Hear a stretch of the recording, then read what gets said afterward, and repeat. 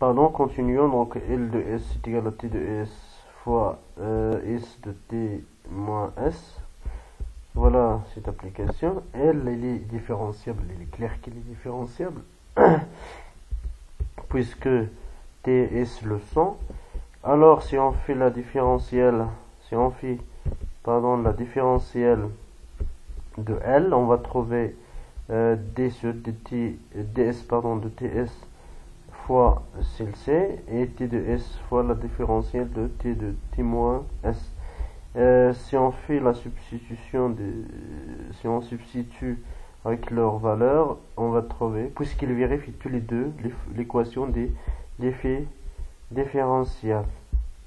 Donc on va trouver qu'on a une même valeur. Pardon, ici S aussi, ici S de S. Pour cela, on va trouver même valeur. J'ai une erreur ici, S. Ici, grand S. Voilà, on va trouver 0. Puisque la différentielle est égale à 0, alors L de S est constante sur 0t. C'est-à-dire L de 0 est égal à L de t. C'est-à-dire T de 0 fois S de t est égal à T de t fois S de 0. Comme S de 0 et T de 0 sont égales à 1, puisqu'il vérifie l'équation fonctionnelle, alors S de t, équation différentielle, pardon, donc S de t est égal à T de t, quel que soit t supérieur ou égal à 0 de l'unicité. Donc, il est unique, même si on a créé une autre équation, ou bien une autre fonction, pardon, telle qu'elle vérifie les mêmes propriétés que t, et on a trouvé qu'ils sont égaux, donc toujours il y a l'unicité.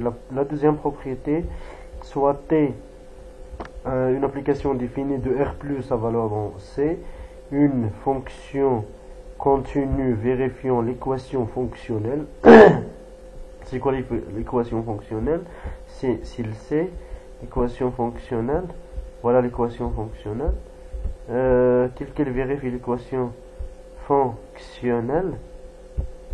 Alors T de T est différenciable et il existe un unique A appartient à C, tel que l'équation différentielle est vérifiée par T. L'équation différentielle, c'est celle-ci. Équation différentielle. Okay?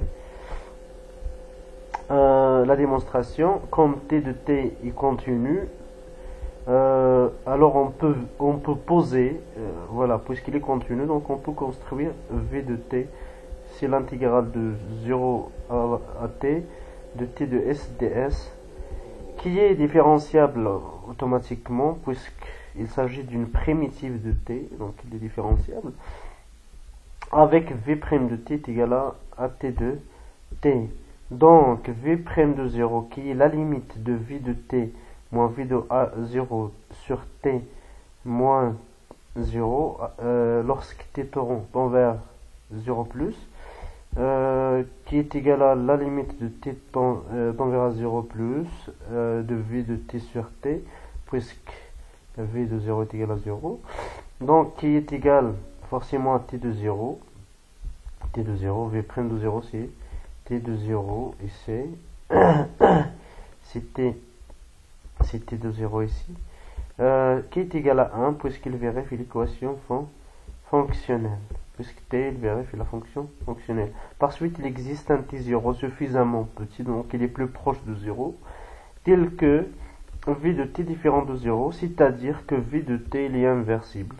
Donc, comme si on a dit que son déterminant, elle est différent de 0. Donc, il est inversible.